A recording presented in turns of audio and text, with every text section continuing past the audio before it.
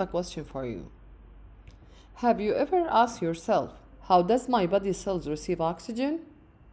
I think all of you start thinking about the blood. That's right. But the main question is, have you ever thought about how your blood circulates your body? Think, please. Yes, maybe all of you start looking for the heart. That's right. In this video, we'll learn about the two types of blood circulations, pulmonary and systemic.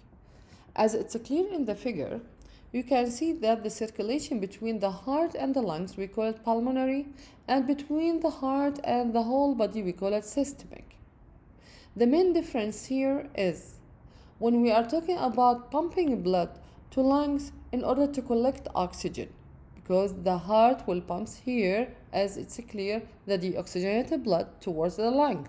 Then we'll collect the oxygen, we'll come back with oxygenated blood to the heart. Now the heart will pump the oxygenated blood to the whole body. Now all the body cells will consume the oxygen and release carbon dioxide, coming back again to the heart. So pulmonary circuits to collect oxygen, systemic circuits to consume the oxygen and return back the carbon dioxide.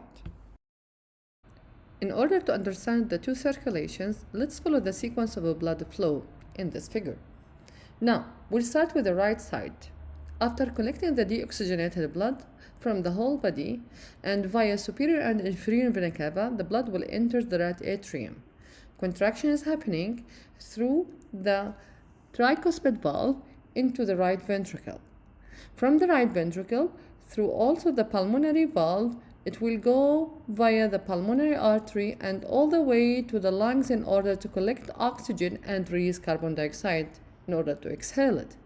Now, with the oxygen in the blood, we call it oxygenated blood via pulmonary vein, it will come back again to the left ventricle. From the left ventricle, contraction is happening through the mitral valve inside the left ventricle. Now from left ventricle, with the pushing the blood hardly, it will move it through the valve between the left ventricle and aorta, which we call it aorta valve. Now from aorta, all oxygenated blood will again go and distribute all oxygen around the body. So the circulation here between the heart and the body, between aorta, the body, and go back again by veins, we call it systemic. Between the heart, that started by the pulmonary artery and lungs, and again pulmonary vein, we call it pulmonary circuit. To recap, I summarized the sequence of blood flow in 7 steps in order to understand it more and more. And at the end, thanks for watching.